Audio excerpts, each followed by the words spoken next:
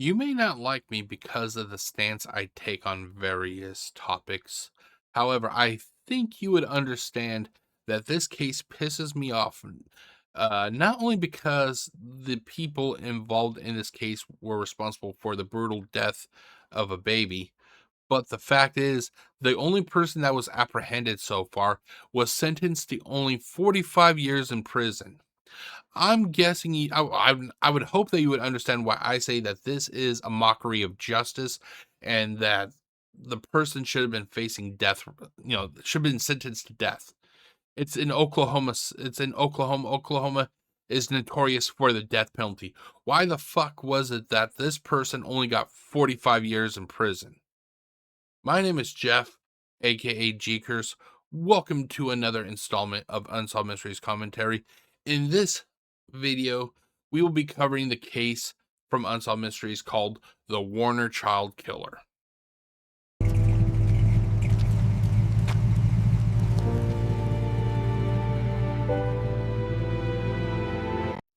What you are about to watch is considered lost media.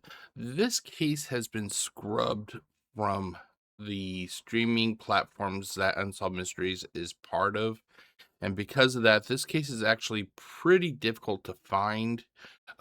Due to that, I did a test upload of the case itself, and it did not get struck for copyright.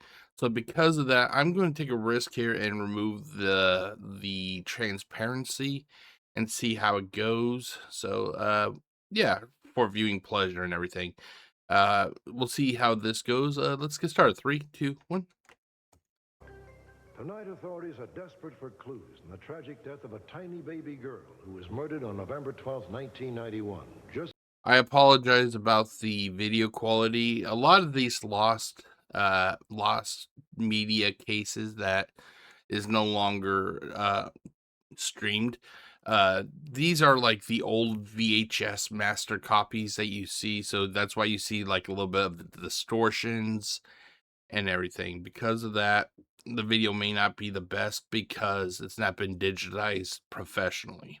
Seconds after she was born, near the small town of Warner, Oklahoma. Warner lies 60 miles southeast of Tulsa.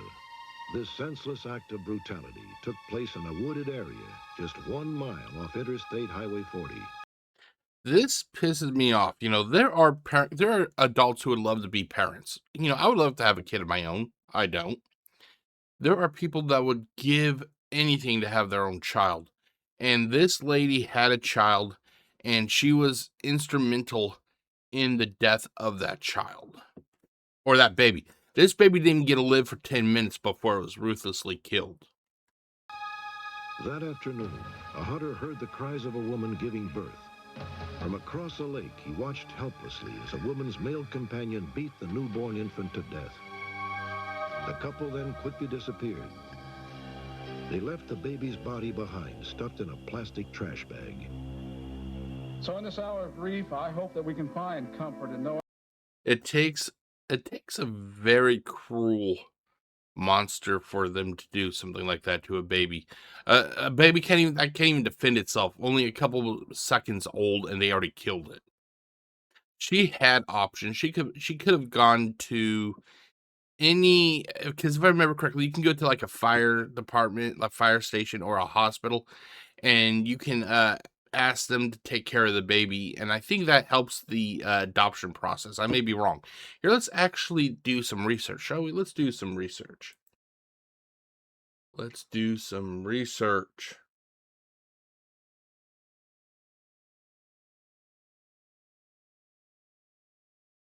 Okay, I'm just getting everything set up.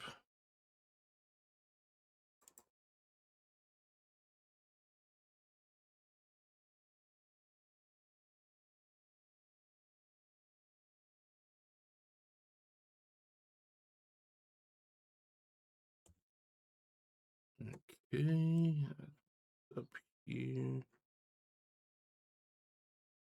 Okay, now let's do this. There we go. Okay.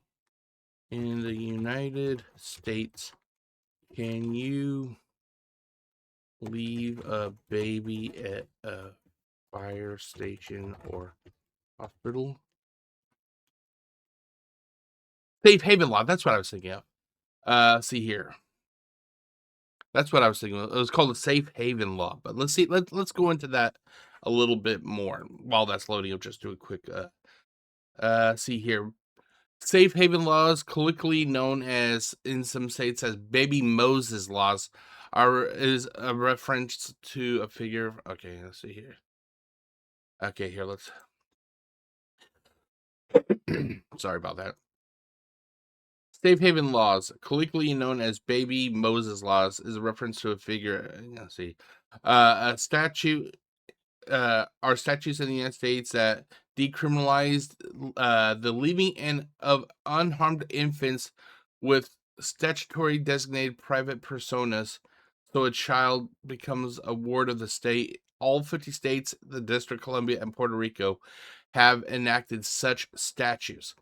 Safe haven laws typically let parents remain nameless to the court, often using a numbered bracelet system as the only means of linking the baby to the parent.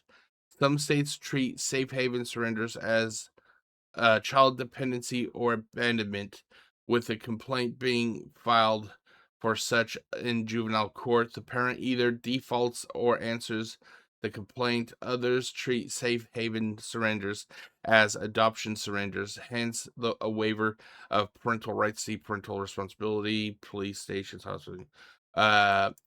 All are typical locations to which the safe haven law applies. In some places, a baby hatch or baby box is provided to allow babies to be safely dropped off anonymously and without encountering other people.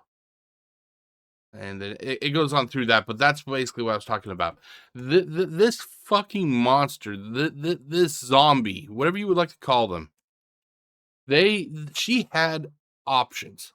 She had options. If she did not want this baby, she had options of what she could do, what she could have done. But no, she authorized this fucking monster to basically kill her baby. To me, both the mother and the guy who killed it, I originally thought that it was the father, but according to the wiki, which we will soon find out, it may have not been the kid's father. But yeah, they should have both been, how she got 45 years. By the way, spoiler alert, she only got 45 years in prison, and her male companion never got, I don't think he was even apprehended. But let's continue on. That this child of God, in all of its innocence and purity, has but returned to the one who gives life.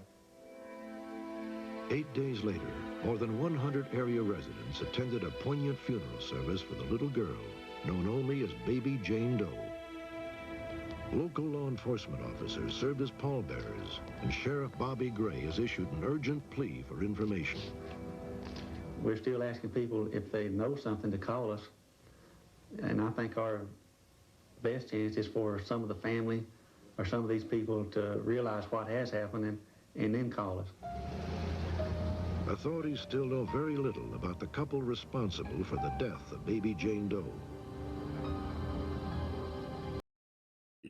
Their death, if justice was righteous, both the mother and the guy who killed his baby, death row. Their deaths should have been as painful, if not more painful, than what they inflicted upon that baby. According to the eyewitness, the child's mother is white, around 20 years old, and has medium-length brown hair.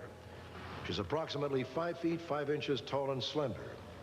Her male companion could be white or Native American and is also around 20 years old. He is 5 feet 9 inches tall to 6 feet with a slender build. He has black shoulder-length hair and a mustache. The couple fled the area in a mid-1970s white-on-red Chevrolet.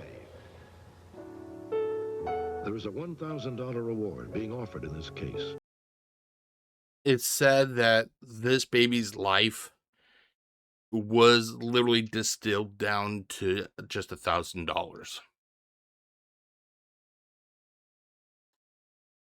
If I had the money back then that I do now, I would have easily kicked that up to $50,000.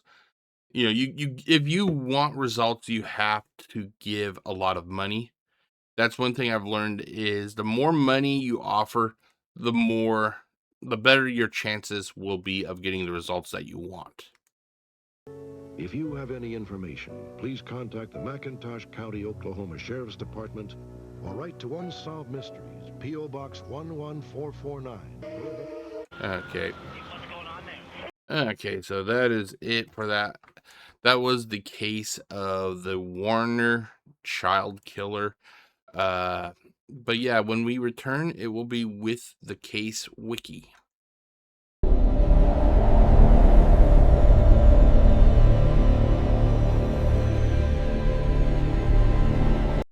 Welcome back, ladies and gentlemen. If you are new to this series, this is a portion of the video where I go to the Unsolved Mysteries Wiki and I look up the case to see if there's been any updates since the original televised airing of this case. Let's get to the video, or let's get to the Wiki, shall we? Okay, so I originally have this titled as the Warner Child Killer. I don't know why I went with that title, but that's the one I went with. The official title, from what I can gather, is it's actually referred to as the Warner Jane Doe. And let's get on with that, shall we? So here we have, let's see here. The real name has been unrevealed. The nicknames was the baby Jane Doe. The location was Warner, Oklahoma. And the date was November 12th, 1991. Here, I'm actually going to read this since it's not that long of an entry. On the afternoon of November 2nd, or November 12th, 1991, a hunter was near Jake's Lake off Interstate 40 near Warner, Oklahoma, when he noticed a woman and a man on the other side of the lake. He heard the woman scream, then saw the man raise his hand and strike something. After the couple left the area, the hunter went over and found a trash bag. Inside the bag, he was horrified to discover the body of a newborn baby. The hunter then realized he had witnessed the woman giving birth and the man beating the infant to death. Next to the bag was a towel and a brick, presumably the murder weapon. After getting over the initial shock, he called the authorities. Police began searching for the identity of the baby girl in hopes of catching her killer. In the meantime, the community came together and held a memorial service for the child. Suspects. The man and woman were both Caucasian and fled in an unidentified car. At the time, the woman was around 20 years old, had medium-length brown hair, was 5'5" with a slender build. The man was also around 20 years of age, or 20 years old. Was 5'9" to 6 foot with a slender build, black shoulder-length hair, and a mustache. Since the baby was mixed race, the man is not believed to be the child's father. The couple fled the area in a mid-1970s white on red Chevrolet.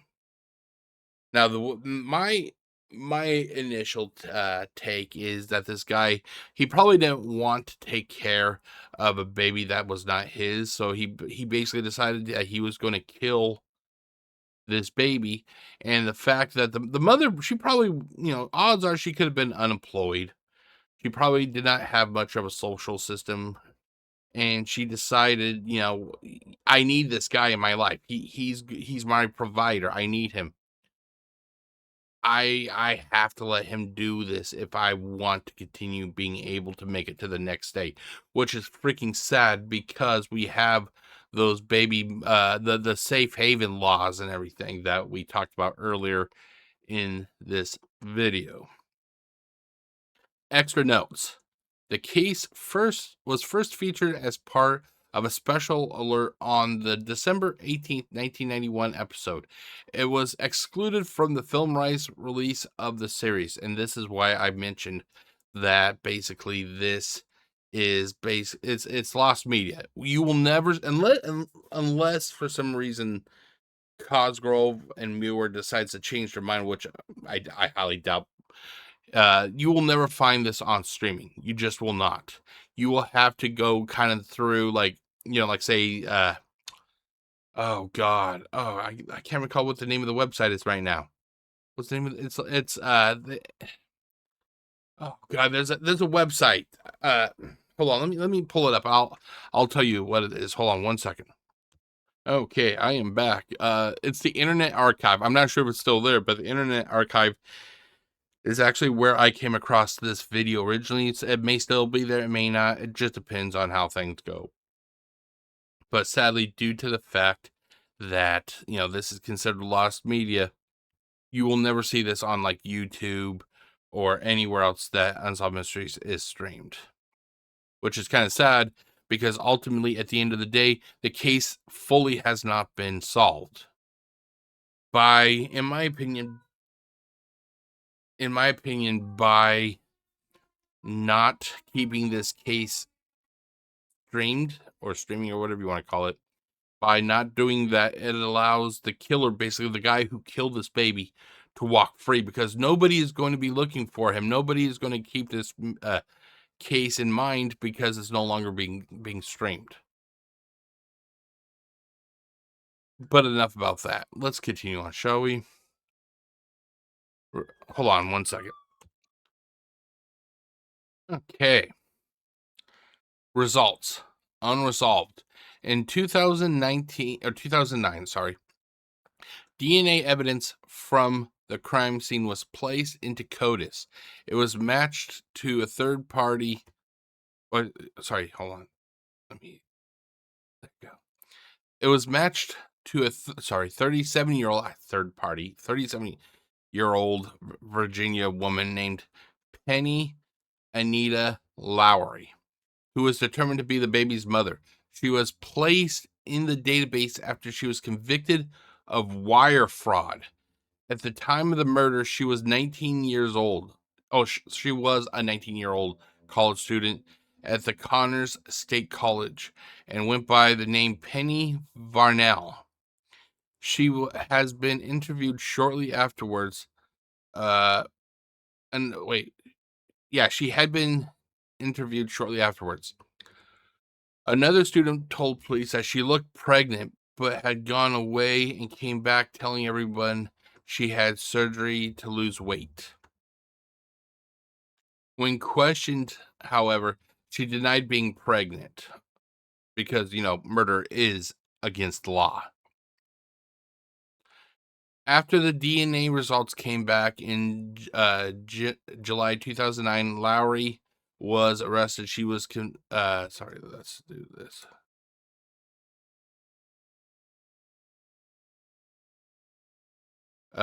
She then confessed to killing her child. In October 2010, she pleaded guilty to being an accessory to the murder.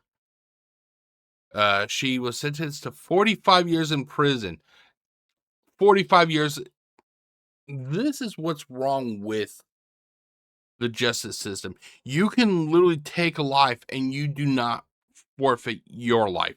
To me, if you kill somebody outside of self-defense, to me, it's an eye for an eye or a life for a life mentality that I have. The moment she and that guy took that baby's life, they forfeited their life. And if I remember correctly, let's see here. This was in Warner, Oklahoma.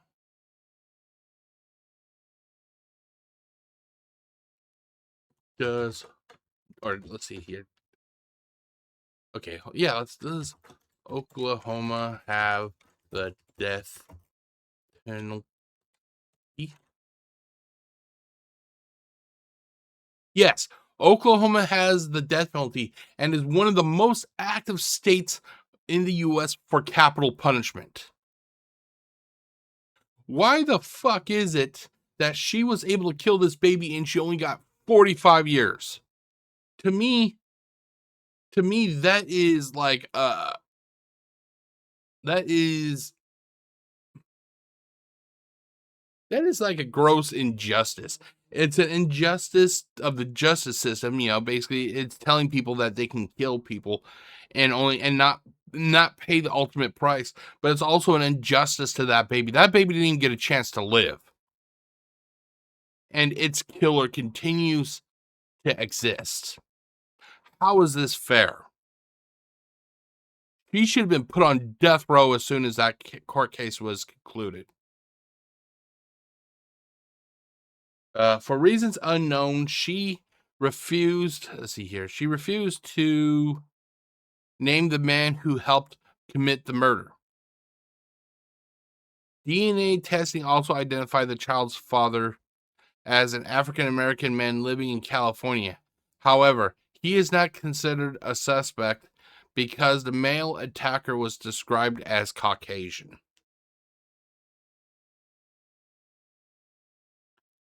Tell me, how is this fair? How is this fair? It's not. And the fact that she refuses to give up her accomplice, she, oh God, it's wrong. This is wrong. This is wrong. She should have been put on the gallows for what she did. Okay, so we have baby Jane Doe at Find a Grave. Hold on, let's do this. There we go. Okay, infant girl. She's referred to as infant girl Lowry.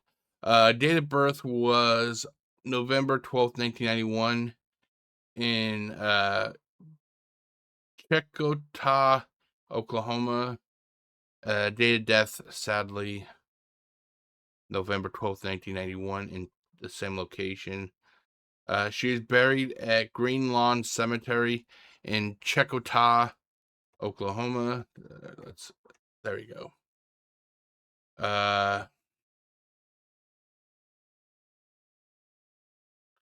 Here's a little bit of a blurb that talks about the baby and her murder.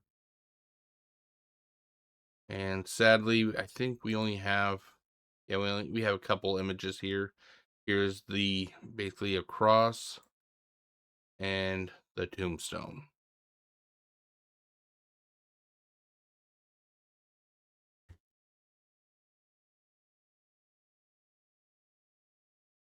If this child or this baby was not murdered and she grew into adulthood, she would be roughly 35 years of age now. Well, hold on, let's do the math. 91 to 2001 to 11. Yeah, it should be about 35 years old this coming November. You didn't even get to live one day. You didn't even get to live one day. And what the sad thing is that there are people out there that says that the death penalty is too barbaric. I disagree. To me, the death penalty is not barbaric enough. When you have people that goes around killing little babies, they should face the harshest consequence possible. Babies can't defend themselves. They cannot. But with that said, that is the end of this portion of the video. Stay tuned and I will be right back with the episode information.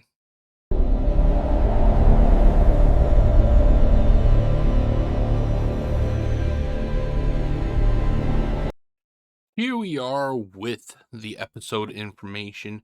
And this episode, it was actually I would say it was, regarding the number of cases, it was pretty average. I'm not talking about average in the way of that the cases were boring or anything. I'm just saying it was average in the amount. This is your standard kind of episode of Unsolved Mysteries that had roughly between 5 to 6 cases. This is the one that this episode had 5 cases, and that's what we're going to be talking about in this portion. This episode originally aired on December 18th, 1991. Oh my gosh, I was just a little over 10 years old at this point. God damn, how much time has changed, isn't it? Oh, holy cow. Okay, so this episode had 5 cases, ladies and gentlemen. The first case was the mystery. Now, I think this was originally called the unexplained death, but the Wiki refers to it as a mysteries case. We have the case of Larry and Debbie Race. I had to do a little bit of quick research about this case, and come to find out, this is the case about a husband and wife who went out onto a lake. I think the boat started sinking, if I remember correctly. When I quickly read over the article, Larry put his wife in the raft. They had like an emergency raft. Sadly, the raft sank, and later on, Debbie was found on the shoreline after she drifted ashore. She was dead. Sadly, she passed away.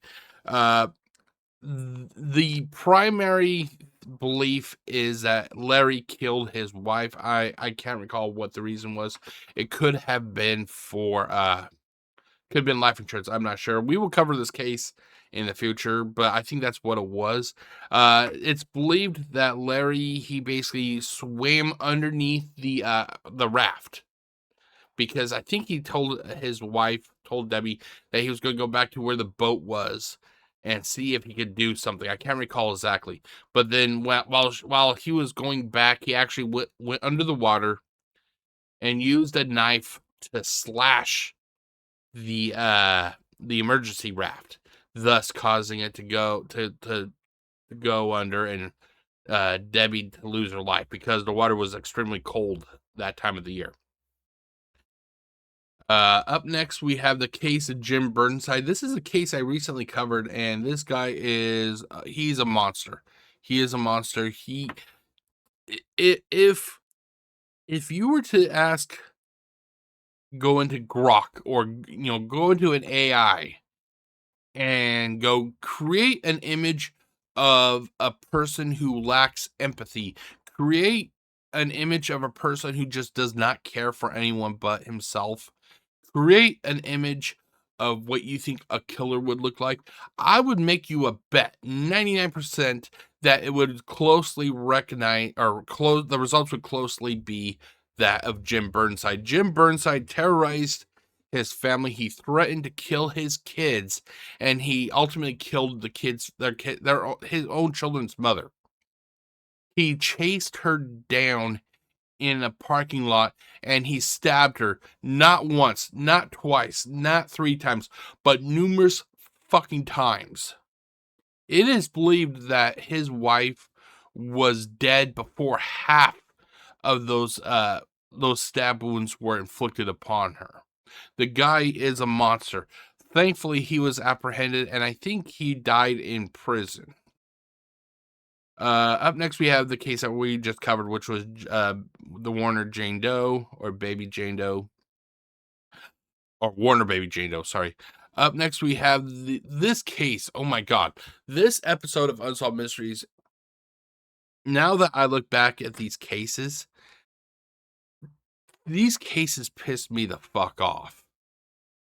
Especially the Jim Burnside, the Warner Jane Doe, and then finally the Pat Farmer and the Jared Peters case.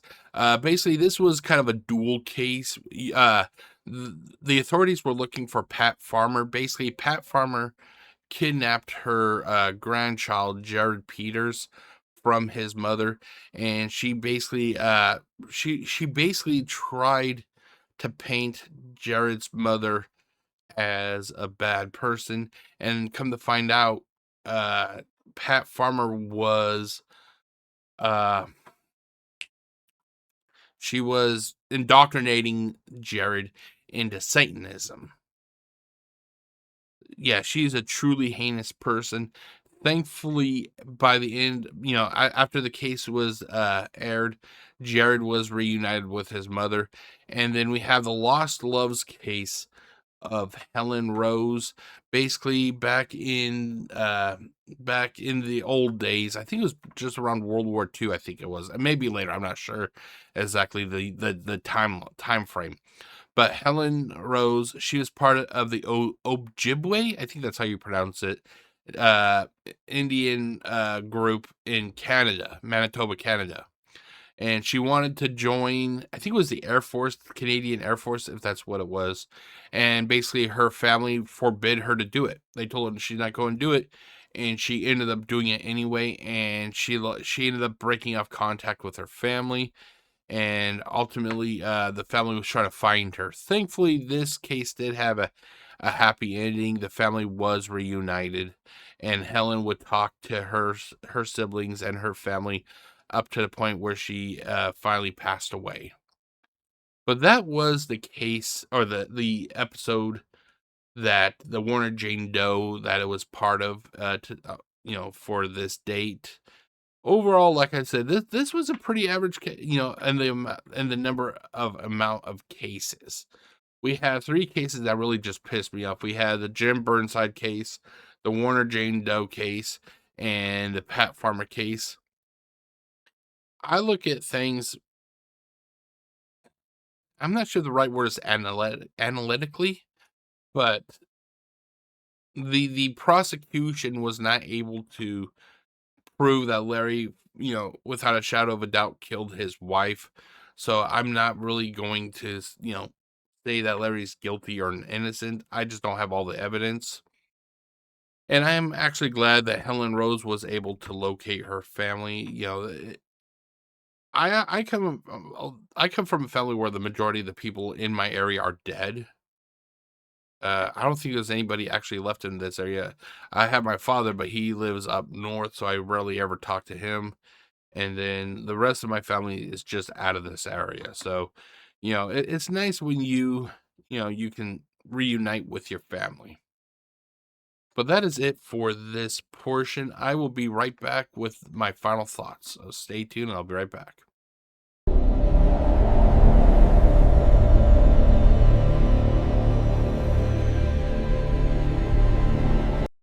We are quickly approaching the end of this installment of Unsolved Mysteries Commentary. In this installment, we covered the case of the Warner child killer, or also known as the Warner baby Jane Doe, or Warner Jane Doe. This case goes by a few different names. With that said and done, I just want to say thank you to everybody who has taken the time out of their day to watch this video. I consider this case to be very important because it hasn't been totally solved yet. Even though it is now considered to be lost media, I think that we still have an obligation to try and solve this case completely, just because the mother was apprehended and she is serving a laughable 45 years in prison for the murder of her child. The person who actually killed the child is actually still out there. That person is still out there, and they need to be brought to justice. That is one of the primary reasons I do these commentary videos, are to try and keep these cases alive, not alive, keep them alive. That way people don't forget about them. With that said, it is now time to focus on the next installment of Unsolved Mysteries Commentary, coming to you on July the 4th. That's right, it's the 4th of July, ladies and gentlemen. Mark your calendars. The 4th of July, we're going to be crashing. We're crashing into the 4th of July with this case from Unsolved Mysteries. I present to you the case of the Crash and Dash robberies. Basically, back in I think it was late 1980s. You can look at this as the prototypical case, or prototypical profile for what would later become as the Crash and Dash robberies of today's generation. If you do not know what I am talking about, basically, in 2026, one of the biggest products that everybody is fighting over to get are Pokemon cards. There have been videos of people who will drive a vehicle into a business, mainly when the business is closed late at night. They will then rush in, steal the Pokemon cards, and leave. That is kind of like what happened in the late 1980s. However, these people would actually go for like electronics instead of Pokemon cards. But one could basically look at the case of the crash and dash robberies from the 1980s as, I'm guessing, as a sad forefather of what would become the crash and dash robberies of today. Sadly, this case has never been solved, and due to the statute of limitations, the people will never face justice. But because they will never face justice due to the statute of limitations, it does not mean that this case cannot be solved.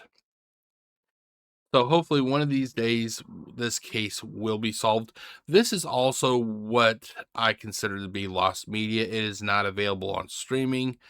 So depending on how this video uploads, which I hope it goes through without any issues, this this next installment will also not be transparent at all. It should be, in all its glory for you to be able to see. But yeah, so that's about it. You can look forward to this case on the 4th of July, which is a Saturday, if I remember correctly. Saturday, July 4th. Let me just confirm. Let me confirm. Is it? Yes. Saturday, July 4th at 12 p.m. Before you let off your fireworks, let's watch this this installment of Unsolved Mysteries together, and we'll see the fireworks fly. I guess, yeah, that's pretty fucking corny. That's pretty corny. I'm not going to deny it. That was pretty corny. Before I sign off for this installment of Unsolved Mysteries Commentary, there are some questions that I would like to answer that people have asked to me over the last few weeks. These questions are more specific to Unsolved Mysteries itself.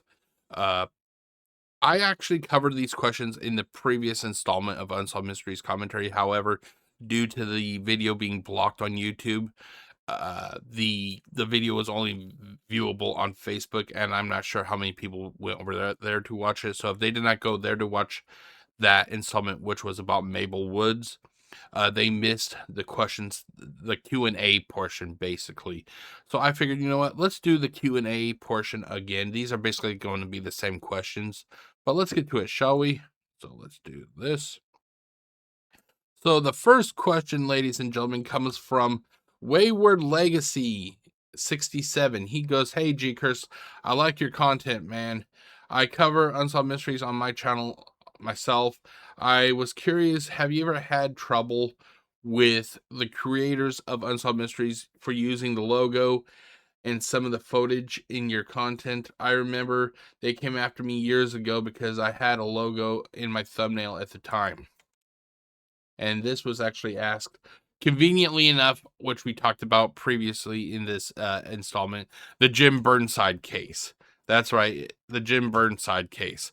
To answer your question, yes, I have had issues with Cosgrove and Muir constantly coming after me. I am what I consider to be in a protracted war with them. This is something that has been going on since the dawn of time, I guess you could say.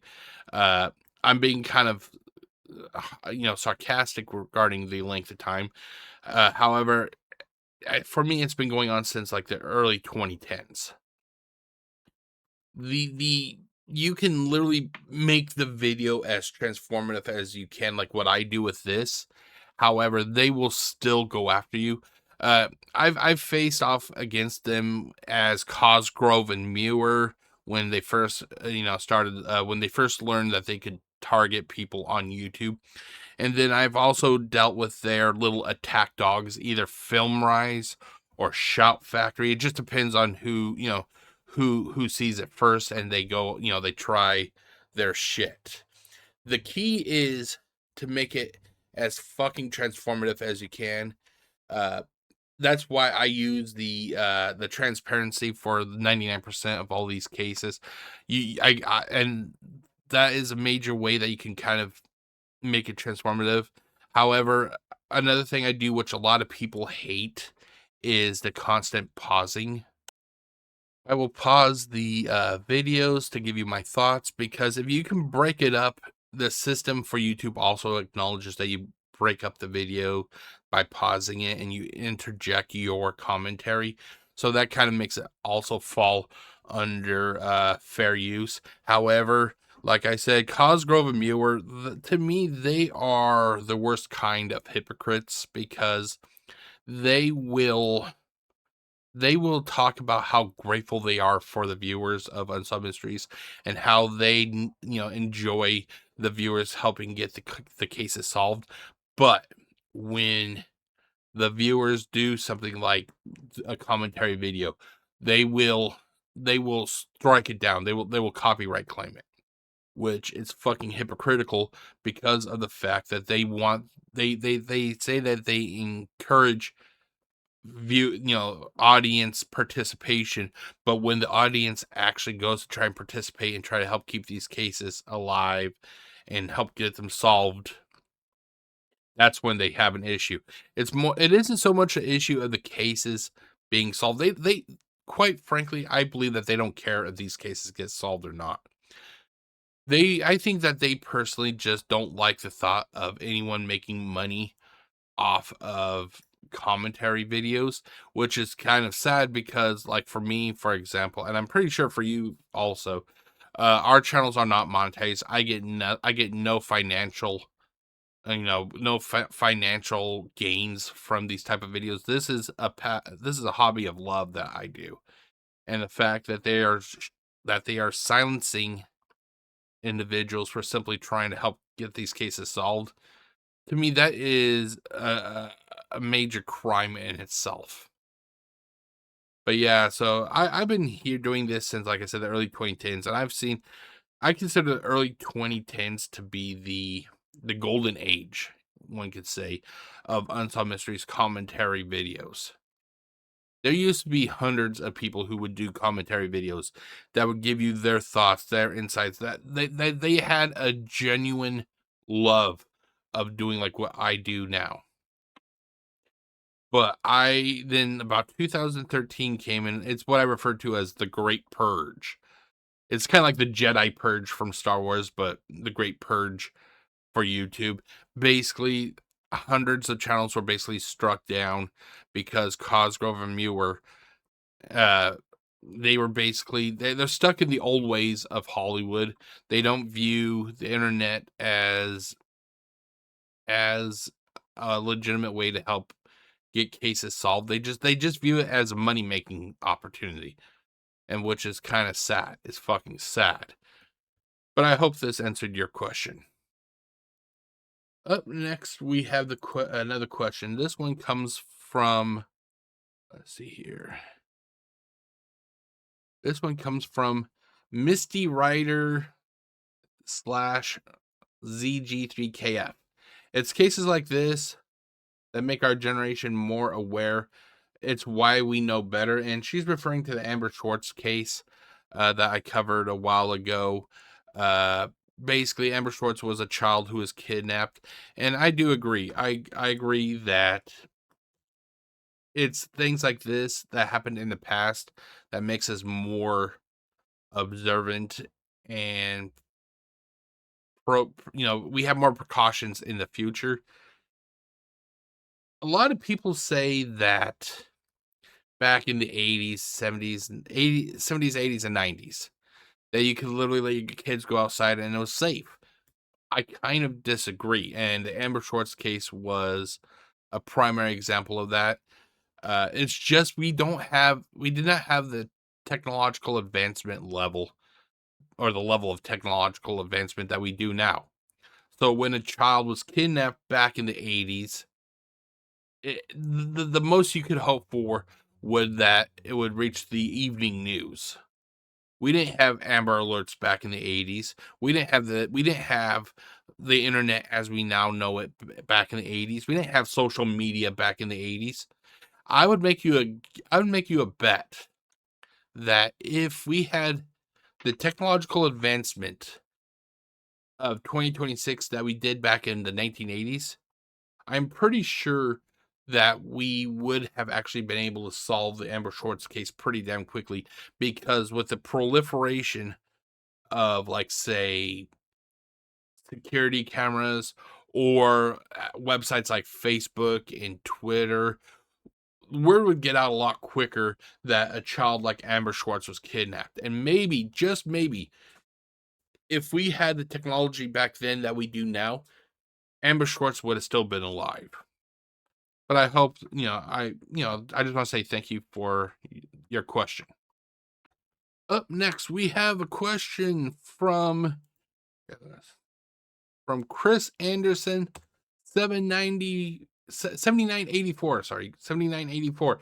He asks, and I quote, "Do you have the full episode solo? And if so, you think you could post it?" He goes that this is one of his favorites. He's referring to the full episode in which the Crazy Glue Bandit was part of. And I actually loved the Crazy Glue Bandit case. Now, I don't love it because of the crime.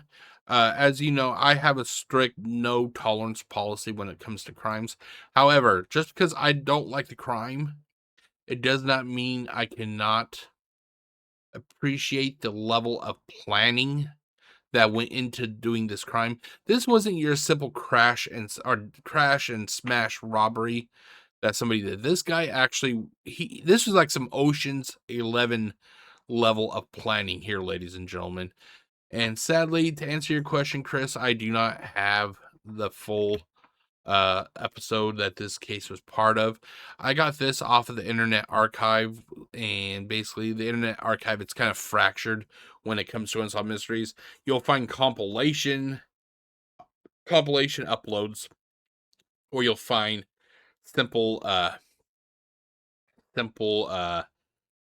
solo cases like this one. I think this was a solo case. I don't think this was part of a compilation, but sadly, you will never find, unless somebody uploads it later, you will never find just the raw episodes, because a lot of people don't keep VHS media that much anymore. And what you see online was probably digitized and earlier in the 2000s, and because of that, they don't have the master copies anymore. But yeah, so if you really want to see like the older stuff that is no longer on YouTube, I would check, like, say, the Internet database. I think that's what it was. Internet Archive. Sorry. But yeah, so yeah, I love this case. I just love the level of planning and the dedication that went into this case, or into this crime. It reminds me of that it's called the Burrowing Robbers. Basically, also I think it was also a 4th of July case. Go figure. Where two people, they literally tunneled under a series of banks, and they were going to basically rob these banks. They were going to drill their way into the vaults during 4th of July weekend and everything. Or I think it was the 4th of July weekend. It was on 4th of July, though. I like it when people actually put thoughts and they plan out, instead of just these low-tier criminal cases where they just run in with a gun, they shoot the gun in the air, and they take the money. That's not smart at all. But when you can actually put together a well-crafted plan, that's what I can respect. But yeah, thanks for your question, Chris Anderson, 7984. Up next, we have another question from Bengay Bino. I like that name, Bengay Bino. He says, do you have the Loretta Mouse segment with your commentary review? They basically said it's from the Niagara Falls, New York segment. And this was this was actually just, this was a comment, this was on the, oh, God, I can't recall his name right now. Can't recall his name. Oh, geez, why can I not recall his name? It's part of the oh god, it's the individual who Howard Drummond. It was a Howard Drummond case. But yeah, so this person basically asked that question. And actually I do not have this the segment that you're talking about. I have not done a review of it, or a commentary, I guess you could say.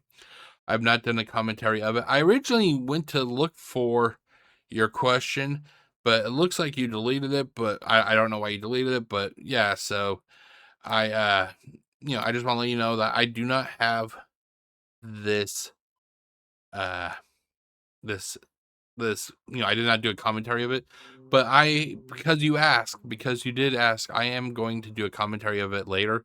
I have it on a list of cases I would like to cover throughout this summer before I return to work.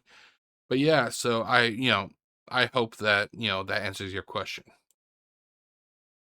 Finally, we have the question from The Rock's Roost. Here, let me enhance that a little bit. There you go. The Rock's Roost. He says at the 48-second mark, the secrecy was because it was a Department of Energy facility that produced fissile.